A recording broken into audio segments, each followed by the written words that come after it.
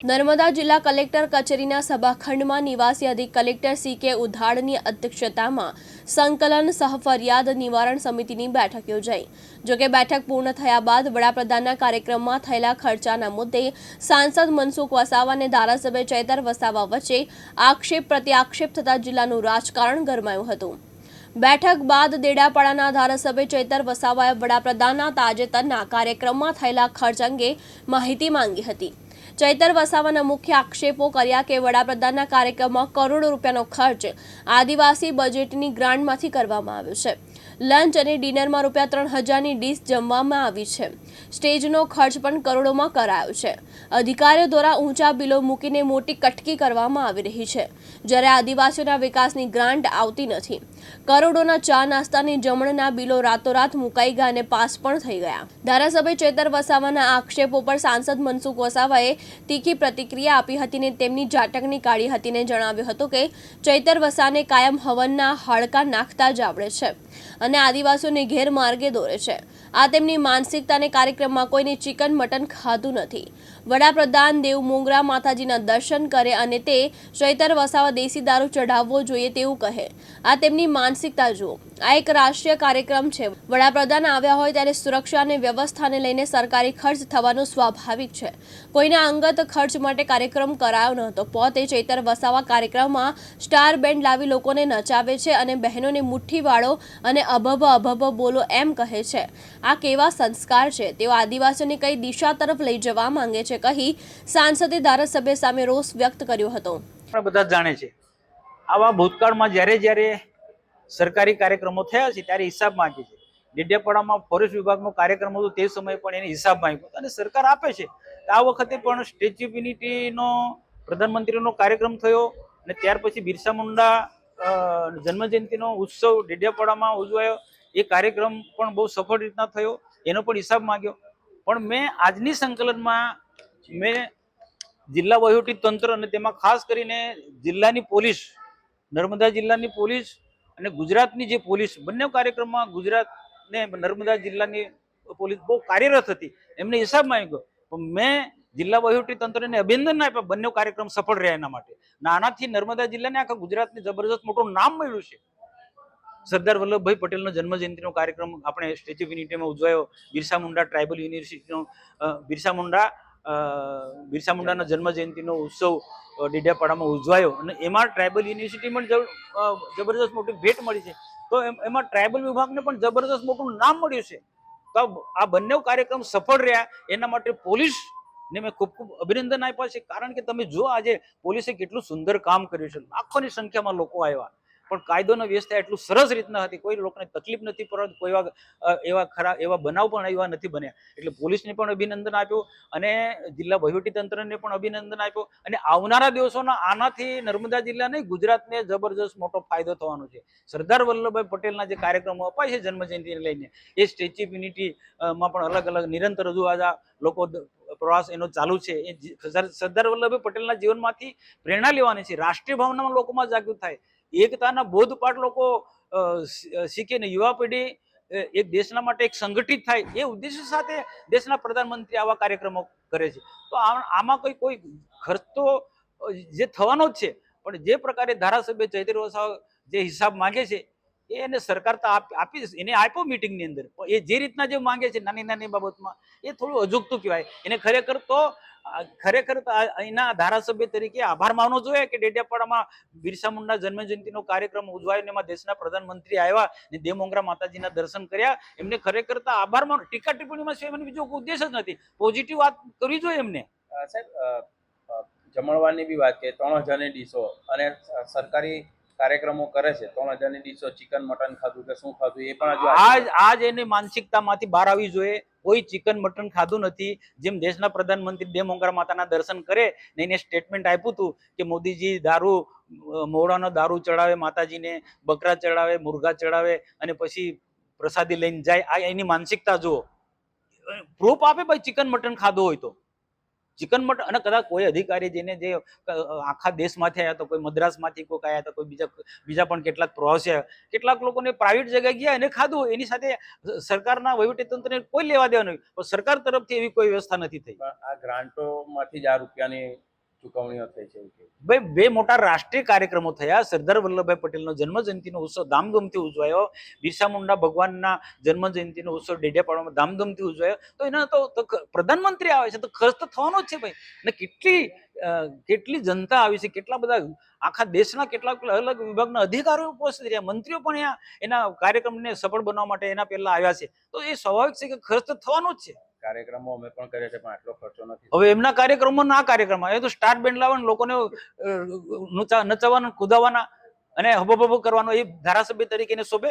એને નેત્રંગના એક કાર્યક્રમમાં એમ કે બેનો મુઠ્ઠી વાળો, બધી બહેનો મુઠ્ઠી વાળો ને બધી બહેનોને મુઠ્ઠી વાળે એટલે બહેનોને છે કે કંઈક હશે, કંઈ આપવાના હશે, ત્યારે કે બહેનો મુઠ્ઠી વાળો અને અબો કરો, અબો. આ એમના સંસ્કાર છે ભાઈ.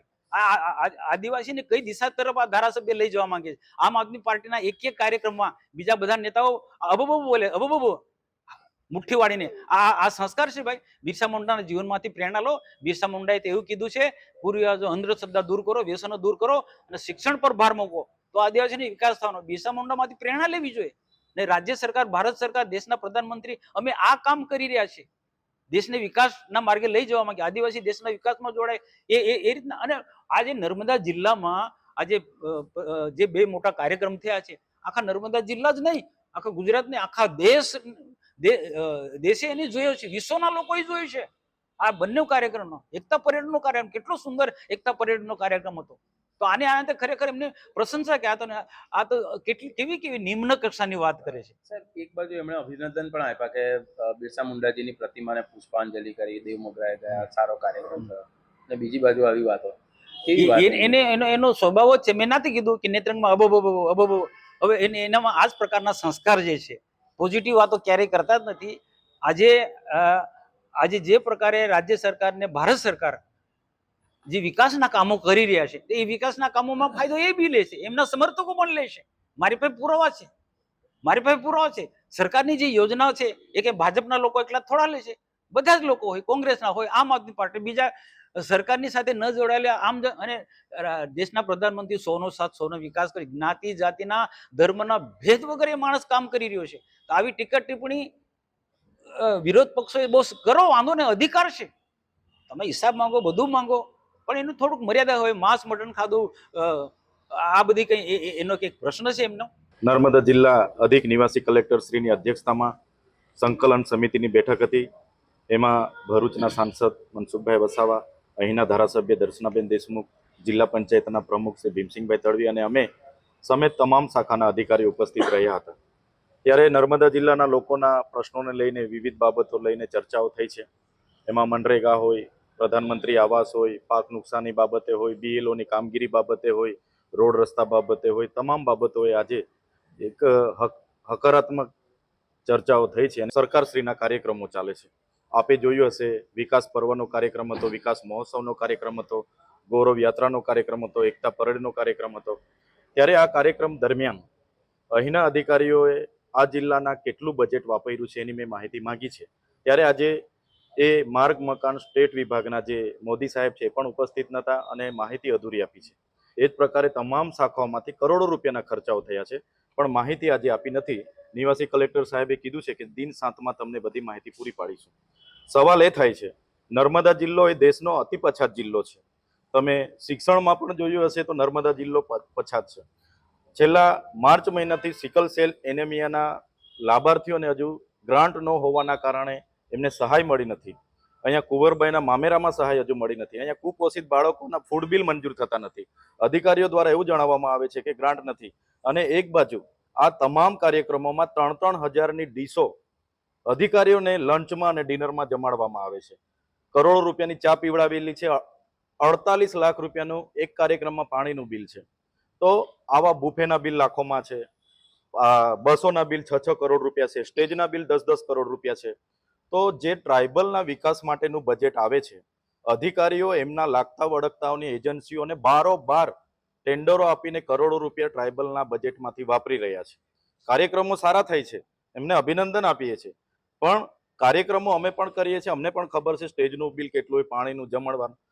કરોડો રૂપિયા તો ના હોય ને, તો એ બિલો એ લોકો આપતા નથી. પણ ખૂબ મોટો ભ્રષ્ટાચાર આ કાર્યક્રમોના નામે થાય છે. અમે એક 5 લાખનું કામ કરવા માટે અમારે જેમ પર ટેન્ડર મંજૂર કરાવવો પડે, એજન્સી નિવિદા પાડે અને પછી અમારું કામ થાય છે. જ્યારે અહીંયા 10 જ દિવસમાં પોતાના લાગતા વળગતા એજન્સીઓને 10 કરોડના ડોનના બિલો આપવામાં આવે છે, 10 કરોડના સ્ટેજના બિલો ચૂકવવામાં આવે છે, 6 કરોડના બસના બિલો ચૂકવવામાં આવે છે, 2 કરોડના ચા નાસ્તાના બિલો ચૂકવવામાં આવે છે, 48-50 લાખના પાણીના બિલો ચૂકવવામાં આવે છે.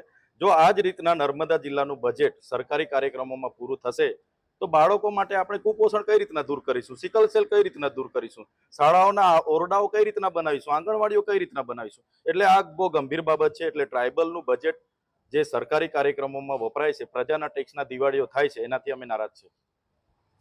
એક બાજુ તમે અભિનંદન પણ આપી રહ્યા છો સરકારને કાર્યક્રમો સારા કરવા બદલ, હા. બીજી બાજુ આ બધી વાતો તો ચોક્કસપણે કહેવા માંગુ છું, જે પણ કાર્યક્રમો કયા આજ દિન સુધી કોઈ બિરસા મુંડાજીની જયંતિ નહોતા મનાવતા, વડાપ્રધાન આવ્યા એમને અમે આવકારીએ છીએ.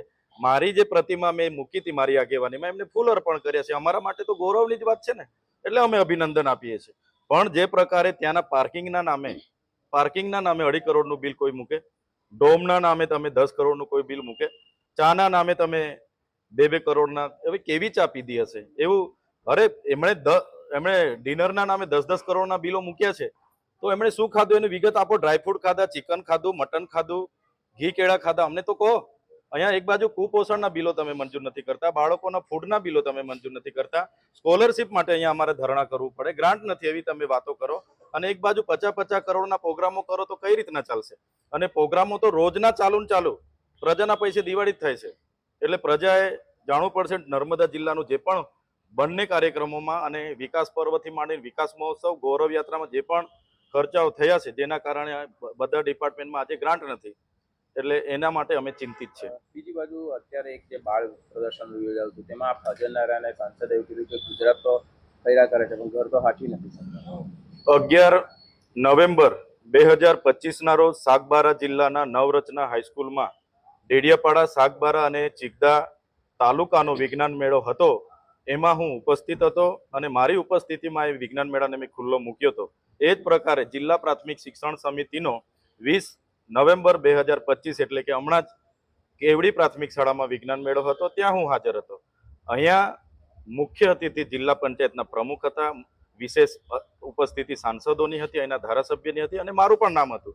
પણ મારા 3 તાલુકાના કાર્યક્રમોમાં, બંને કાર્યક્રમોમાં હું હાજર હતો અને ત્યાંની કૃતિઓ લાવનાર બાળકોને મેં પ્રોત્સાહન પૂરું પાડ્યું છે. મારી ત્યાં હાજરી હતી અને મેં પ્રોત્સાહન પૂરી. તમે કોઈને પણ પૂછી શકો છો, એવી વિડીયો ફોટા પણ તમને મળી. આ જ મહિનામાં 3 તાલુકાના વિજ્ઞાન મેળામાં હું હાજર હતો, પ્રાથમિક શિક્ષણના વિજ્ઞાન મેળામાં પણ હું હાજર હતો. નામ ન હોવાથી ચેતરભાઈ અધિકારી બી ખતરાવ કરે છે, એનામાં તો નામ પણ હતું તો હાજર તમને એ જ કહેવા માંગુ છું. અમારે 3 તાલુકા, મારો મત વિસ્તાર ડેડિયાપાડા છે. ડેડિયાપાડા, સાગબારા, ચિગદાના વિજ્ઞાન મેળામાં હું હાજર હતો. ત્યાં નવરચનામાં થયો અને પ્રાથમિક શાળા કેવડીમાં થયો, ત્યાં હું હાજર હતો. ખરેખર સાંસદ સાહેબે આયોજકોને પૂછી લેવું જોઈએ કે એમના મત વિસ્તારમાં હાજર હતા કે નહીં. અમે ત્યાં હાજર હતા. આ વિસ્તાર તો જસુભાઈ રાઠવાનો છે, દર્શનાબેન દેશમુખનો છે, ભીમસિંહભાઈ તડવીની છે, એમને પૂછો ને એમની હાજરી પૂરો. અમારા વિસ્તારમાં તો અમે હાજર હતા, બીજા કોઈ હાજર નહોતા, હું હાજર હતો ત્યાં. દીપક જગતાપ, દિવ્યાંગ ન્યૂઝ, રાજપીપળા, નર્મદા.